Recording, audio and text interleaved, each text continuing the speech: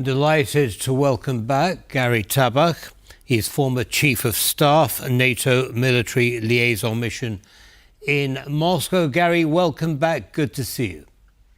Thank you, Hashim. Good to see you, and Carolina, as always. Thank you. So, Gary, this is a wake-up call, isn't it, for the West? I mean, Russia's, producing munitions 3 times faster than Western countries are, despite being heavily sanctioned. What's this telling us? Well, it's telling us that they want to do it, and we are not willing to do the same thing. Although, I just, right before the program happened, that I remember when I was stationed in Poland and we were rearming Poland to the NATO standards, I was visiting all those facilities where we have stockpiles of our ammunitions as aircraft and ships and helicopters and tanks and there were a lot of munitions. So I thought maybe we ran out of it. But no, I Googled it. We have a little bit over 1 billion rounds of different types of munitions, including 155 caliber, 105 caliber, 122. So forth, including ATACMS, which we will take off from our stockpile from armaments next year. So I'm not sure why Czech Republic had to go run around and then locate 1 million rounds, but then they couldn't collect the money. I just don't understand what the purpose of a NATO is really. If we claim not to have munitions, or we claim that we cannot build factories for Ukraine, send them a line that they could do it for themselves. And I know in Ukraine, right before the war, we were trying to set up a line for 155 rounds, but it was derailed. And I think it was derailed by the Russians in a sense, or their agents inside of Ukraine, knowing that their war is coming and they didn't want Ukrainians to produce it. So there is a lot of subversion going on in Ukraine, preventing them from producing their own munitions, and we're not supplying. We're promising, but not. That's about it. But what it's called, we're committing, but not delivering. So there are clearly 2 important issues at hand. One, that the munitions is somewhere in a warehouse, is not delivered, and second, that the munitions is not produced fast enough. I know you're not a mind reader, but what do you think is behind NATO's reluctance to deliver those munitions? Now, we can read in reports that on the Ukrainian front, the soldiers are told to save munition, and that's why the situation around Kharkiv is so basically terrible. So why that reluctance? Well, there are several things. One, as you say, the lack of rounds, of artillery rounds that the Ukrainians can fire back. There is a lack of long-range ATACMS and similar type of weaponry.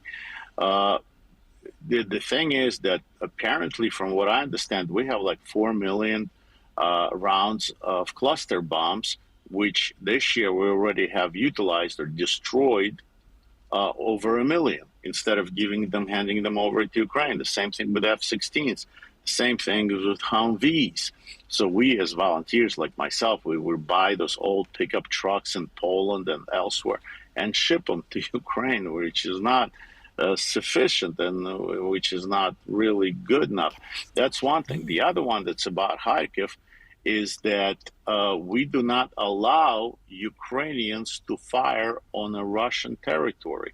So Russians pull up their artillery and they pull up their troops all the way up to the Ukrainian border without any fear of collecting themselves there and forming an attack, planning it, and firing on Kharkiv,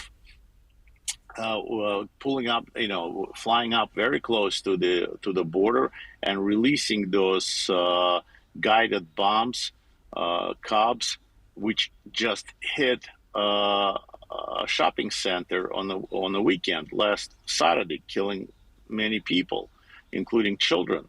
but we're not allowing Ukrainians to shoot back at them with our weaponry.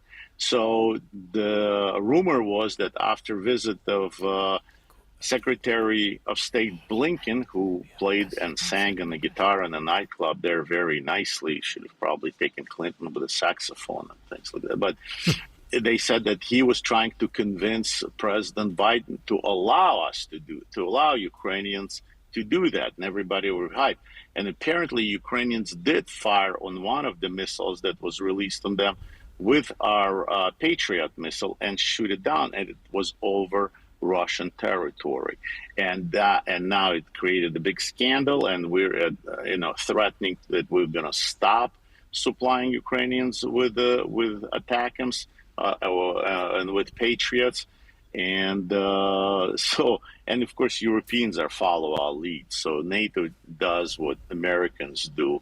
It is it is unfortunate situation. That was the mistake we made in Vietnam when Vietnamese realized that we weren't going to chase them or fire on them in another country.